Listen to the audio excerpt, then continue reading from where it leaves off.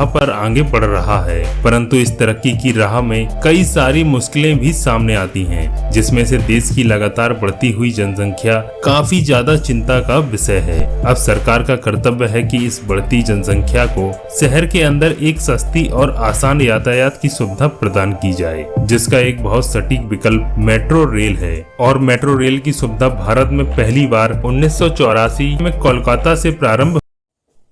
नमस्कार, सत श्री अकाल, आप सब कैसे हैं? मैं हूं प्रताप सिंह और हाजिर हुआ एक नई वीडियो लेकर मेट्रो के ऊपर। और ये मेरी जो मेट्रो की ये वीडियो है ये लखनऊ मेट्रो के ऊपर केंद्रित होगी। तो अगर हम देश में सबसे बड़े मेट्रो नेटवर्क की बात करें तो दिल्ली मेट्रो का नेटवर्क सामने आता है। और दिल्ली की मेट्रो नेटवर्क बहुत ही फ़ायदे में है क्योंकि वहाँ पर रोज़ाना बहुत ज़्यादा भीड़ होती है और बहुत ज़्यादा लोग वहाँ पर डेली बेसिस पर ट्रैवल करते हैं। पर हमारी ये वीडियो लखनऊ मेट्रो के ऊपर है, तो आते हैं लखनऊ मेट्रो पर। मेट्रो रेल की स्टार्ट कोलकाता शहर में हुई थी सन 1984 में। 1984 में पहली बार कोलकाता शहर में मेट्रो चलाई गई थी। और उत्तर प्रदेश में पहली बार 5 सितंबर सन 2017 को रेड लाइन का इनॉग्रेशन किया गया था, जो कि मुंशी पुलिया स्टेशन से स्टार्ट होकर CSS चौधरी चरण सिंह इंटरनेशनल एयरपोर्ट तक जाती है और 22 किलोमीटर का स्ट्रेच को कवर करती है। उत्तर प्रदेश देश का नंबर 1 राज्य है जहां पर जिसके सबसे ज़्यादा शहरों पर मेट्रो चलती है। कानपुर मेट्रो, आगरा मेट्रो और लखनऊ में मेट्रो कार्यरत है। वहीं पर नोएडा में एक्वा लाइन कार्यरत है और मेरठ में RRTS rapid rail transit system भी चालू हो गया है। वहीं पर उत्तर प्रदेश के इन शहरों पर मेट्रो प्रस्तावित है, जिनमें सबसे पहले Gorakhpur metro, Varanasi metro, Bareilly metro और प्रयागराज मेट्रो का नाम शामिल है। उत्तर प्रदेश में मेट्रो को संभालने की जिम्मेदारी Uttar Pradesh metro rail corporation यानी UPMRC के पास होती है। और इसी UPMRC का हेडक्वार्टर गोमती नगर के विपिन खंड में स्थित है, यानी हेडक्वार्टर UPMRC का लखनऊ में ही है। जो लोग मेट्रो सेवाओं का फायदा उठा रहे हैं और उन्हें रोज जाना पड़ता है, वे मंथली पास बनवा लेते हैं। और इसमें छोटे बच्चे का भी किराया नहीं लगता, पर क्राइटेरिया ईयर नहीं होता है, पर क्राइटेरिया होता है हाइट। अगर किसी की बच्चे की भी हाइट 3 फीट तक है, अगर हम 3 फीट को सेंटीमीटर में कन्वर्ट करेंगे तो ये 90 सेंटीमीटर आएगा, तो वो किसी भी वयस्क के साथ उत्तर प्रदेश की मेट्रो पर किसी भी मेट्रो पर फ्री ट्रेवल कर सकता है। अब हम बात करते हैं उत्तर प्रदेश मेट्रो के फेयर का, यानी कितना किराया लगता है। अगर आप एक स्टेशन ट्रैवल कर रहे हैं तो आपको 10 रुपये लगेगा, 2 स्टेशन ट्रैवल कर रहे हैं तो आपको 15 लगेगा, और अगर आप 3 से 6 स्टेशन ट्रैवल कर रहे हैं तो आपको 20 रुपये पड़ेंगे। 7 से 9 अगर ट्रैवल कर रहे हैं तो 30, और 9 से 13 स्टेशन ट्रैवल कर रहे हैं तो 40 रुपये लगेंगे। 14 से 17 स्टेशन तो आपका किराया बढ़ जाएगा 50 रुपये, और 18 के ऊपर स्टेशनों का आप ट्रैवल कर रहे हैं तो आपसे 60 रुपये लिए जाएंगे। ये सिंगल एक ही तरफ का किराया है, लौटने पर आपको फिर से दोबारा रुपये पे करने पड़ेंगे। उत्तर प्रदेश में 5 सितंबर 2017 को रेड लाइन का इनॉग्रेशन किया गया था। ये रेड लाइन मुंशी पुलिया से स्टार्ट होकर चौधरी चरण सिंह इंटरनेशनल एयरपोर्ट तक जाती है, जो कि कुल लंबाई 22 किलोमीटर है।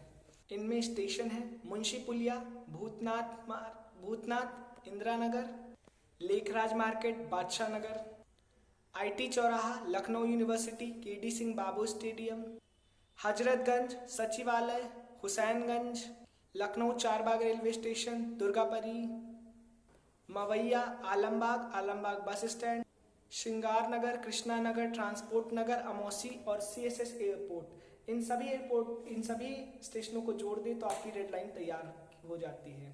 उत्तर प्रदेश में हाल ही में ब्लू लाइन को भी मंजूरी मिल गई है। ये ब्लू लाइन बसंत कुंज से शुरू होकर चारबाग तक आएगी, जो कि रीजनल कनेक्टिविटी को और बढ़ावा देगी। इसको के राज्य सरकार की तरफ से मंजूरी मिल गई है। इसका DPR बनकर बहुत समय से तैयार था, डिटेल्ड प्रोजेक्ट रिपोर्ट, और अब इस पर कार्य भी जल्द शुरू होगा। इस नई लाइन ब्लू लाइन को ईस्ट वेस्ट कॉरिडोर के नाम से भी जाना जाता है, जो कि वसंत कुंज से चारबाग तक जाती है। इसमें स्टेशनों के नाम हैं मूसाबाग, सरफरारगंज, बालागंज, ठाकुरगंज, निषादगंज, नवाबगंज है। Medical college crossing, Lucknow city railway station, Pandeganj, Aminabad, Gautam Buddha मार्ग और चारबाग में फिर जुड़ जाएगी। दिल्ली मेट्रो में रोजाना लाखों लोग सफर तय करते हैं, पर आपको बता दें लखनऊ मेट्रो में भी हजारों की संख्या में लोग सफर करते हैं, पर लखनऊ मेट्रो ने एक रिकॉर्ड बनाया था। आपको बताते हैं इसकी रिकॉर्ड्स। 25 दिसंबर सन 2023 को लखनऊ मेट्रो में सबसे ज्यादा पैसेंजरों ने ट्रैवल की थी, जिनकी कुल संख्या 93,237 पैसेंजर ने ट्रैवल किया था, और ये रिकॉर्ड टूट गया 1 जनवरी 2024 को, जिस दिन 1,30,000 लोगों ने लखनऊ मेट्रो में ट्रैवल किया था। लखनऊ मेट्रो के साथ साथ 5 नए और लाइनों को भी फ्यूचर प्रोजेक्ट्स में शामिल कर लिया गया, यानी जब भी मेट्रो का एक्सटेंशन होगा तो इनको प्रायोरिटी मिलेगी और यही वो सेक्शंस होंगे जो बनने वाले हैं। पर जो चारबाग है वो जंक्शन बनेगा, यानी जितनी भी मेट्रो लाइन है, चाहे रेड लाइन हो, ब्लू लाइन हो, जो 5 नई लाइनें बननी भी हैं वो सब आकर चारबाग में मिलेंगी, और जहां पर सबसे ज्यादा लाइनें मिल जाती हैं उसको फिर स्टेशन नहीं, उसको हम जंक्शन बोलते हैं।